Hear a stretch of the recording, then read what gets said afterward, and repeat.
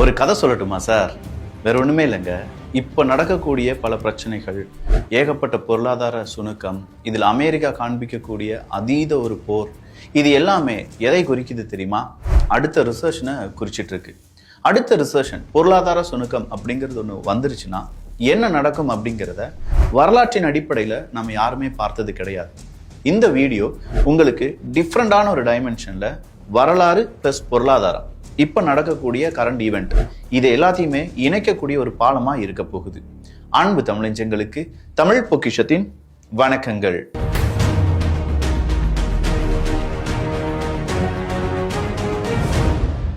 முதலாவதா, இப்போ அமெரிக்காட்ட இருக்கக்கூடிய கடன், எவ்வளவு கடன் வாங்கி வச்சிருக்காங்க? உலக வல்லரசுன்னு சொல்றோம், அவங்களுக்கு ஒரு கடன் இருக்கும்ல, தோராயமா 39 ட்ரில்லியன் அமெரிக்க டாலர், அதாவது சுமார் 390 லட்சம் கோடி ரூபாய்.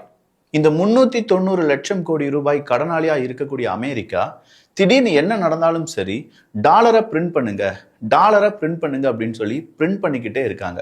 இப்படி டாலரை பிரிண்ட் பண்றதுனால மட்டுமே அமெரிக்காவால எல்லா பிரச்சனைகளிலிருந்தும் தப்பிக்க முடியுமா? எல்லாருமே டாலர் தானே விக்கி யூஸ் பண்ணிட்டு இருக்காங்க. ஸோ அமெரிக்கா டாலரை பிரிண்ட் பண்ணி நமக்கு தரப்போறாங்க, நம்ம பயன்படுத்த போறோம். இதுல என்ன இருக்கு அப்படின்னு சொல்லி தான் நிறைய பேருடைய கேள்வி இருக்கலாம். பட் இந்த புரிதல் ஒரு அடிப்படை பொருளாதாரத்திலிருந்து வரப்போகுது. அதாவது ஒரு அரசாங்கம் அப்படிங்கிற அந்த கவர்னிங் சிஸ்டத்திலிருந்து வரப்போகுது. பணத்தை உருவாக்குனது யார் அப்படிங்கிற ஒரு கேள்விக்கு அரசாங்கம். உண்மையிலேயே அரசாங்கம் பணத்தை முதல்ல உருவாக்குனாங்களா, வரியை முதல்ல உருவாக்குனாங்களா அப்படிங்கிற ஒரு கேள்விக்கு பணத்தை தான் முதல்ல உருவாக்குனாங்க. அந்த பணத்தை உருவாக்கி பணத்தை என்ன செய்வாங்கன்னா எல்லாருக்கும் கொடுப்பாங்க. எல்லாருக்கும்னா எல்லா சர்வீசஸ்க்கும் கொடுப்பாங்க, எல்லா மனிதனுக்கும் கொடுப்பாங்க. கொடுத்து அவங்கள இந்த பணத்துக்கு யூஸ்டுவா மாற வைப்பாங்க. யூஸ்டுனா எப்படி? நம்மகிட்டலாம் முதல்ல ஏடிஎம் கார்டு அப்படிங்கிறது இருக்குமா? 100ல ஒரு 5 பேர்கிட்ட இருக்கும். நம்மலாம் பணத்தை கையில காசு வச்சுட்டு தான் நம்ம செலவு பண்ணிட்டு இருப்போம். ஆனா மறுபடி ஏடிஎம் அப்படிங்கிறத கொண்டு வந்தாங்க. எங்க போனாலும் 100 ரூபாய் வேணுமா, ஏடிஎம் கார்டை போட்டு 100 ரூபாய் எடுத்துக்கிடுவோம். நம்ம அதுக்கு யூஸ்டுவா மாறணும். அதன் பிறகு ஒரு 100 ரூபாய் எடுக்கிறதுக்கு 5 ரூபாய், 10 ரூபாய், 20 ரூபாய் அப்படின்னு சொல்லி அதர் ஏடிஎம்ல நீங்க பணத்தை எடுத்தீங்கன்னா இவ்வளவு ரூபாய் நாங்க சர்வீஸ் சார்ஜா எடுப்போம் அப்படின்னு சொன்னாங்க. அப்படி ஒவ்வொரு கட்டத்திலையும் 5 தடவை நம்ம ஏடிஎம் யூஸ் பண்ணிட்டோம்னா அதுக்கு மேல யூஸ் பண்ணக்கூடிய ஒவ்வொரு தடவையும் நமக்கு 20 ரூபாய் லாஸ் ஆகிட்டே இருக்கும். பட் நம்மை பொறுத்த வரைக்கும் என்ன, பணத்தை கேரி பண்ணிட்டு போக வேண்டாம், யாரும் பிட் பேக்கெட்லாம் அடிச்சிருவாங்க அப்படின்னு சொல்லி பயம் வேண்டாம், ஏடிஎம் கார்டை சொருக பணத்தை எடுக்க. இது ஒரு காலகட்டமா இருந்துச்சு. அடுத்த காலகட்டத்தில் எல்லாருமே இப்போ QR கோடுக்கு மாறிட்டோம். பணம் எடுத்துகிட்டே போகிறது கிடையாது, நேராக ஸ்கேன் பண்ணுறோம், பணத்தை அனுப்புகிறோம். இனி அடுத்ததாக ஒரு ரெஸ்ட்ரிக்ஷன்ஸ் வரும். இந்த QR கோடை இத்தனை தடவைக்கு மேலே அனுப்புனீங்கன்னா 10 ரூபாய் பிடித்தம் செய்வோம் அப்படின்னு சொல்லி கேட்டால் சர்வீஸ் சார்ஜ். அப்போ இதுலேருந்து மனிதனால பழைய நிலைமைக்கு போக முடியுமான்னு கேட்டால் முடியவே முடியாது. ஸோ நாம ஒரு விஷயத்துக்கு பழக்கப்பட்டு விட்டோம் என்றால் அதன் பிறகு அதிலிருந்து திரும்ப மனிதர்கள் வருவார்களா என்று கேட்டால் இல்லை, அதை விட அட்வான்ஸ்ட் லெவலுக்கு தான் மாற நினைப்பாங்க. இதுதான் இந்த பணத்தை கண்டுபிடித்த இல்லாட்டி ஃபியட் கரன்சி அப்படின்னு சொல்லுவோம் பாருங்க, அவங்களுடைய எண்ணமும் கூட. சரி, பணத்தை கண்டுபிடிச்சிட்டாங்க, பணத்தை அதை மதிப்பு மிக்க ஒரு பொருளாக மாற்ற வேண்டும். அதாவது பணம் அப்படிங்கிறத விட்டுட்டு டாலரை மதிப்பு மிக்க ஒரு பொருளாக மாற்ற வேண்டும். அப்ப அந்த டாலரை மக்கள் ரொம்ப பெரிய அளவுல சம்பாதிக்கணும் அப்படிங்கிற ஒரு ஆசையை தூண்ட வேண்டும். அந்த ஆசை வழியாக அரசாங்கமும் பணம் பார்க்க வேண்டும். புரியுதா? உருவாக்குனது என்னமோ அரசாங்கம் தான். அரசாங்கமோ இல்லாட்டி இந்த ஃபியட் கரன்சிக்கான ஃபெட் சிஸ்டம்னு வச்சுக்கோங்களேன். இவங்க மக்களை மறுபடியும் டாலர் சம்பாதிக்க வேண்டும் அப்படின்னு சொல்லி எதை வச்சு தூண்ட வச்சாங்கன்னா அங்கதான் டாக்ஸ் அப்படிங்கிறத கொண்டு வராங்க.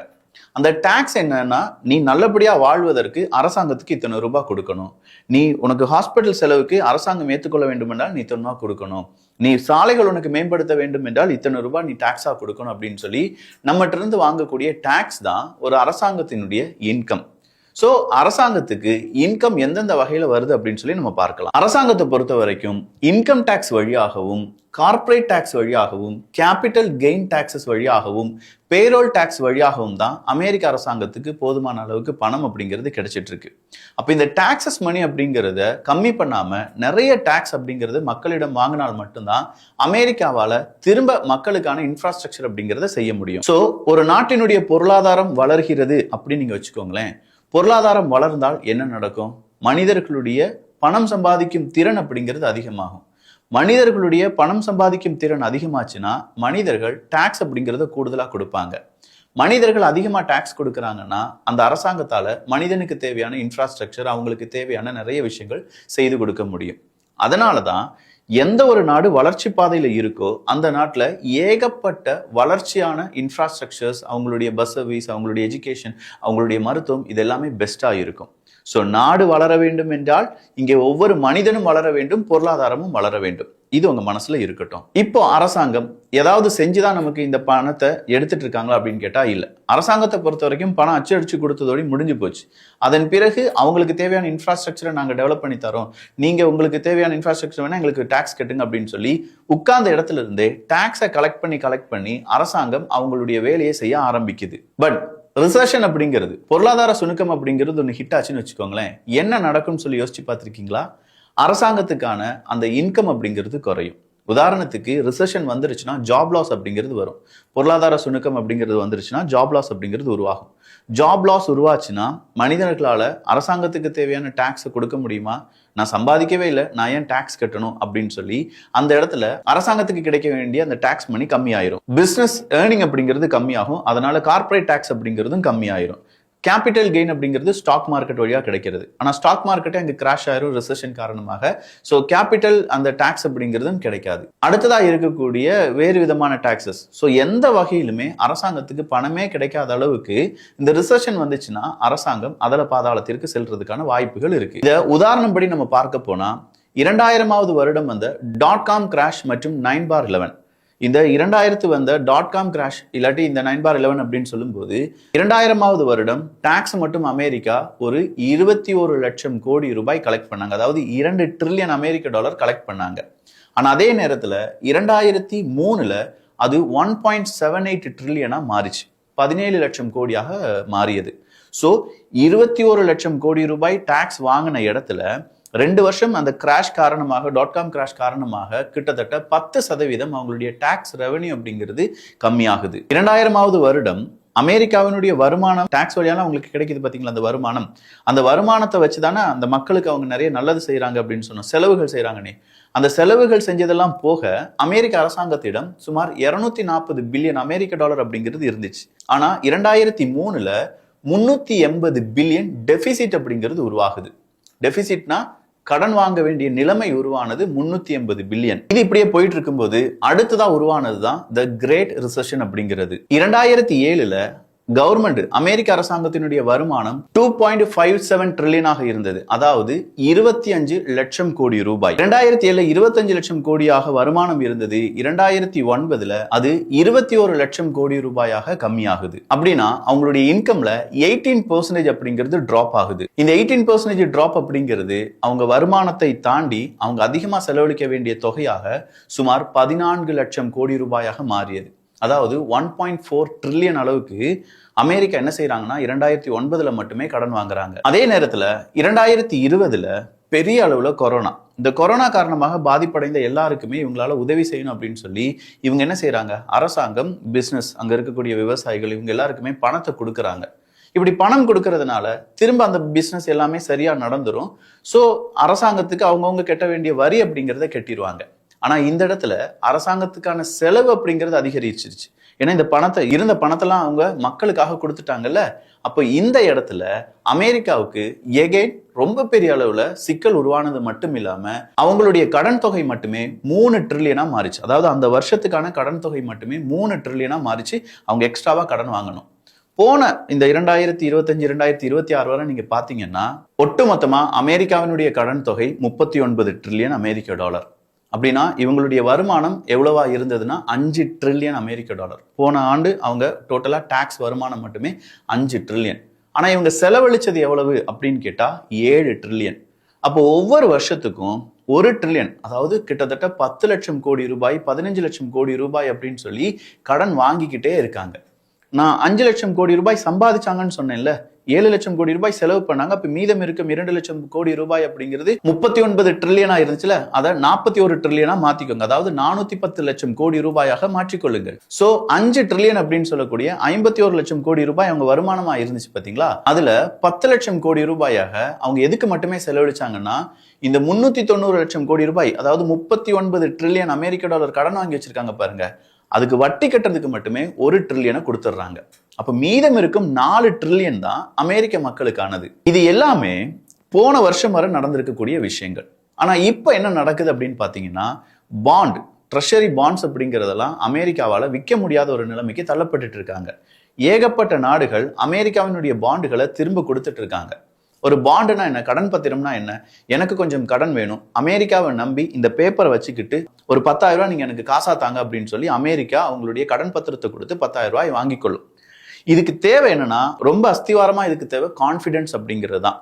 அமெரிக்காவின் மீதான அந்த கான்ஃபிடன்ஸ், அமெரிக்காவின் மீதான அந்த கான்ஃபிடன்ஸ் இருந்தாதான் வெறும் பத்திரத்தை, வெறும் பேப்பரை வச்சுட்டு ஒரு 1,00,000 கோடி ரூபாயோ 2,00,000 கோடி ரூபாய்க்கான இன்வெஸ்ட்மெண்ட் அப்படிங்கிறத பாண்டு பேப்பர் மட்டுமே வாங்கிட்டு கொடுத்துட்டு இருப்பாங்க. இந்த கான்ஃபிடன்ஸ் இல்லாம போகுச்சு அப்படின்னு வச்சுக்கோங்களேன், அதிகமான இன்ட்ரெஸ்ட் ரேட்டுக்கு நான் வேணா பாண்ட் பேப்பரை வாங்கிக்கிறேன் அப்படின்னு சொல்லுவாங்க. அதாவது உன் நாட்டின் மீது எனக்கு நம்பிக்கை இல்லை, நான் உன்ட்ட இப்ப 10,000 ரூபாய் கொடுத்து அந்த பாண்ட் வாங்கினேன்னா வருஷா வருஷம் எனக்கு ஒரு 10% வட்டி தா, அப்படின்னா உன் பாண்ட் பேப்பரை நான் வாங்கிக்கிறேன் அப்படின்னு சொல்லுவாங்க. அப்போ அமெரிக்காவினுடைய அரசாங்கம் அவங்களுக்கு காசும் தேவைப்படுகிறது, அதே நேரத்தில் நம்பிக்கையும் தொலைந்து விட்டது அப்படின்னா இந்த பாண்டுக்கு இல்லாட்டி அவங்களுடைய இன்ட்ரெஸ்ட் ரேட் அப்படிங்கிறத அதிகப்படுத்துவாங்க. ஆனா அமெரிக்க அரசாங்கம் அவங்களுடைய இன்ட்ரெஸ்ட் ரேட் அதிகப்படுத்தும் போது அவங்க ஒரு வட்டிக்கு கொஞ்சம் காசு வாங்கியிருக்காங்க பாத்தீங்களா, அந்த 39 ட்ரில்லியன், அதாவது 390 லட்சம் கோடி ரூபாய், அதற்கான வட்டியும் அதிகமாக செலுத்த வேண்டியதாக இருக்கும். சோ இங்க ஈரான் அமெரிக்கா இல்லாட்டி இஸ்ரேல் அமெரிக்கா ஈரான் இந்த பிரச்சனை அப்படிங்கிறது நாளுக்கு நாள் பெரிதாக பெரிதாக அமெரிக்காவினுடைய செலவீனங்கள் அப்படிங்கிறது அதிகரிச்சுட்டே இருக்கு. கொஞ்சம் கனெக்டிங் த டாட்ஸை இப்போ கனெக்ட் பண்ண போறோம். அமெரிக்கா அதிகமா செலவு பண்றாங்க, அமெரிக்காவினுடைய இன்கம் ரொம்ப ரொம்ப ரொம்ப கம்மியாயிட்டே இருக்கு. காரணம், அமெரிக்கால சாதாரணமா க்ரூட் ஆயில் விலை அப்படிங்கிறதோ இல்ல கேஸினுடைய விலை அப்படிங்கிறதோ இந்த அளவுக்கு கூடனது கிடையாது. கேஸினுடைய விலை கூட கூட, க்ரூட் ஆயிலினுடைய விலை கூட கூட அங்க இருக்கக்கூடிய பொது நிறுவனங்கள், தொழிற்சாலைகள் அவங்களுடைய உற்பத்தியை கம்மி பண்ணுவாங்க. அவங்களுடைய உற்பத்தியை கம்மி பண்றாங்கன்னா கார்பரேட் டாக்ஸ் அப்படிங்கிறது கம்மியாயிட்டே இருக்கும். கார்பரேட் டாக்ஸ் கம்மியாக ஆக அரசாங்கத்துக்கான வருவாய் குறையும். நேரா ஸ்டாக் மார்க்கெட் எடுத்து பார்க்கும்போது ட்ரம்ப் அவர்கள் கொஞ்சம் கொஞ்சமா அவருடைய அமெரிக்காங்கிற அந்த நாட்டினுடைய கான்ஃபிடென்ஸை கெடுத்து வச்சுட்டார். யாருமே அமெரிக்காவை நம்பி அவங்களுடைய பணத்தை இன்வெஸ்ட் பண்ண மாட்டேங்காங்க. பிற நாடுகள் அமெரிக்காவினுடைய பாண்டை வாங்கி டாலர் அங்கிட்டு கொடுக்குறாங்களான்னு பார்த்தா இல்லை, எல்லாருமே இந்த பாண்ட் பேப்பரை வச்சுட்டு எனக்கு டாலரை தாடா அப்படின்னு சொல்லி அமெரிக்காட்ட இருந்து டாலரை பிச்சு எடுத்துட்டு போறதுக்கு தான் ட்ரை பண்ணிட்டு இருக்காங்க. ஸோ இப்போ அமெரிக்கா என்ன செய்வாங்கன்னா மறுபடியும் டாலரை அச்சடிப்பாங்க. சரி, டாலர் அச்சடிக்கிறதுனால என்ன ஆகும் அப்படின்னு நீங்க கேட்கலாம். இன்ஃபிளேஷன் அப்படிங்கிறது அதிகமாகும்.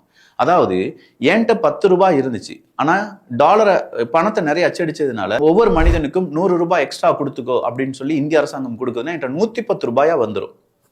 இந்திய அரசாங்கம் எனக்கு கொடுக்குது, நான் வாங்கிக்கிட்டேன். அவங்க பணம் அச்சடிச்சு கொடுத்துட்டு இருக்காங்க, நிறைய இருக்கு, கடனா கொடுத்துக்கோப்பா, பேங்க் வழியா கடனா கொடுத்துக்கோன்னு சொல்லி ஆர்பிஐ சொல்லுவாங்க. 100 ரூபாய் எனக்கு கடன் கிடைக்கும், என்கிட்ட இப்போ 110 ரூபாய் இருக்கு. 10 ரூபாய்க்கு வித்துட்டு இருந்த தக்காளி என்கிட்ட தான் 110 ரூபாய் இருக்கே, 20 ரூபாய்னாலும் பரவாயில்ல நான் வாங்கிக்கிறேன்னு சொல்லுவேன். இன்னொருத்தன்ட்ட 1000 ரூபாய் இருக்கும், அவன் சொல்லுவான் உன்ட்டே 110 ரூபா தான் இருக்கு, நீ 10 ரூபாய்க்கு அந்த தக்காளி வாங்குறீன்னா நான் 50 ரூபாய்க்கு அந்த தக்காளி வாங்குறேன்னு சொல்லுவோம். ஸோ இங்க இன்ஃபிளேஷன் கூட கூட ஒவ்வொரு பொருளினுடைய விலை அப்படிங்கிறது அதிகரிக்கும். அந்த டிமாண்ட் அப்படிங்கிறது, அதாவது என்கிட்ட நிறைய பணம் இருக்கு, எவ்வளவு கொடுத்தனாலும் அதை வாங்கிடுவேன், எவ்வளவு கொடுத்தனாலும் வாங்கிடுவேன் அப்படிங்கிற நிலைமையில மனிதர்கள் என்ன செய்வாங்கன்னா இங்க இருக்கக்கூடிய பொருளினுடைய டிமாண்ட் அதிகப்படுத்துவாங்க. ஆனா பொருளுக்கு டிமாண்ட் இருக்கிற அளவுக்கு அந்த பொருளினுடைய உற்பத்தி இருக்குமான்னு கேட்டா இந்த இடத்துல தான் அக்ரிகல்ச்சர்ல இருந்து எல்லாமே இந்த ஈரான் யுத்தத்தால பாதிக்கப்பட போகிறது. அடுத்த 6 மாதங்கள்ல இதுக்கான சைடு எஃபெக்ட்ஸ் அப்படிங்கிறது நமக்கு தெரிய வரும் அப்படின்னு நான் சொல்லியிருக்கேன். ஸோ இன்ஃபிளேஷன் அதிகமாகலாம், டாலர் அச்சடிச்சு மறுபடியும் இன்ஃபிளேஷன் அதிகப்படுத்தலாம். இன்ஃபிளேஷன் அதிகமாக அதிகமாக பர்ச்சேசிங் பவர் அப்படிங்கிறது குறையும். எங்க சாதாரண மனிதனால 50 ரூபா தக்காளி வாங்க முடியுமா? ஏன்னா அவன் வாங்கிட்டு இருந்தது 5 ரூபாய்க்கு, உன்ட்டெல்லாம் காசு இருக்குன்னு சொல்லி 50 ரூபா வர விலை ஏத்திட்ட. அப்போ பர்ச்சேசிங் பவர் அப்படிங்கிறது குறையும். பர்ச்சேசிங் பவர் குறையும் போது ஆட்டோமேட்டிக்கா கவர்மெண்ட்டுக்கான அந்த வருவாயும் குறைய ஆரம்பிக்கும். இதுதான் மாடர்ன் மானிட்டரி தியரியில ஏற்பட்டிருக்கக்கூடிய மிகப்பெரிய ஓட்டை அப்படின்னு சொல்றாங்க. ஸோ இந்த மாடர்ன் மானிட்டரி தியரி MMT அப்படின்னு சொல்லுவாங்க. இந்த மாடர்ன் மானிட்டரி தியரியை பொறுத்த வரைக்கும் டாக்ஸை வச்சு இவ்வளவு நாள் வண்டியை ஓட்டிட்டு இருந்த அமெரிக்கா, டாலர் அச்சடிச்சு இவ்வளவு நாள் வண்டியை ஓட்டிட்டு இருந்த அமெரிக்கா அடுத்த ரிசெஷன்ல தாக்கு பிடிக்காது. ஏன்னா நான் சொன்னேன் 2000வது வருடம் ஒரு ரிசெஷன் வந்துச்சு, 2007 ஒரு ரிசெஷன் வந்துச்சு, 2020 ஒரு ரிசெஷன் வந்துச்சு. இந்த 3 டைம்லயுமே 3வது டைம் வந்த போது அமெரிக்காவினுடைய கடன் பல மடங்கு உயர்ந்துச்சு. 4வது டைம் ஒரு ரிசெஷன் வருதுன்னு வச்சுக்கோங்களேன், அந்த பல மடங்கு உயர்ந்த கடன் இன்னும் பல மடங்கு உயரும். அதை அமெரிக்காவால ஹேண்டில் பண்ண முடியாது. ஏன்னா அவ்வளவு கடன் வாங்கி வச்சிருக்காங்க. 39 ட்ரில்லியன் அமெரிக்க டாலர் அப்படின்னு சொல்லும்போது 390 லட்சம் கோடி ரூபாய். இதையும் தாண்டி அமெரிக்கா கடன் வாங்கிட்டாங்க அப்படின்னா அமெரிக்காவின் மீதான நம்பிக்கை சுத்தமா போயிடும். அமெரிக்காவினுடைய நம்பிக்கை சுத்தமா போயிருச்சுன்னா எல்லாருமே அமெரிக்கா கொடுத்த பாண்ட் பேப்பரை விற்க ஆரம்பிச்சிருவாங்க. டாலரை யாருமே பயன்படுத்த வேண்டாம் அப்படிங்கிற ஒரு நிலைமைக்கு தள்ளப்படும். இந்த நிலைமையில ஒரு எட்ஜில் வந்து நிற்கக்கூடிய அமெரிக்காவை புஷ் பண்ணிட்டு இருக்காரு ட்ரம்ப் அவர்கள், அவருடைய கான்ஃபிடன்ஸ் அப்படிங்கிற அந்த மாய மந்திரத்தை வச்சு. ஸோ ட்ரம்ப் அவர்கள் எடுக்கக்கூடிய ஒவ்வொரு முடிவும் அமெரிக்கா மீதான கான்ஃபிடென்ஸை தகர்க்கும். அந்த கான்ஃபிடென்ஸ் தகர தகர தகர இவ்வளோ நாள் நம்ம பார்த்துட்டு இருந்த அமெரிக்க வல்லரசு அப்படின்னு சொல்றது கொஞ்சம் கொஞ்சமா விழ ஆரம்பிக்கும். ஆனா இந்த வீழ்ச்சி சாதாரண ஒரு கிராஃப் இப்படி இப்படி வீழாது, சருட்டுன்னு கீழே விழும். அப்படி சருட்டுன்னு கீழே விழுற அந்த தருணத்திற்காக சீனா காத்துட்டு இருக்காங்க. ஸோ மாடர்ன் மானிட்டரி தியரியில அமெரிக்கா எப்படி அடுத்த சறுக்களை சந்திக்க போகிறது, ரிசெஷன் வந்தா எந்த பாதிப்பு இருக்கு அப்படிங்கிறத கம்ப்ளீட்டா தெளிவா நான் இந்த வீடியோல எக்ஸ்பிளைன் பண்ணியிருக்கேன் நம்புறேன். இதே மாதிரி இன்னும் பல வீடியோக்கு தமிழ் பொக்கிஷம் சேனலை சப்ஸ்கிரைப் பண்ணிக்கோங்க. நல்லதை பகிர்ந்து நல்ல சமுதாயத்தை உருவாக்குவோம். நன்றி, வணக்கம்.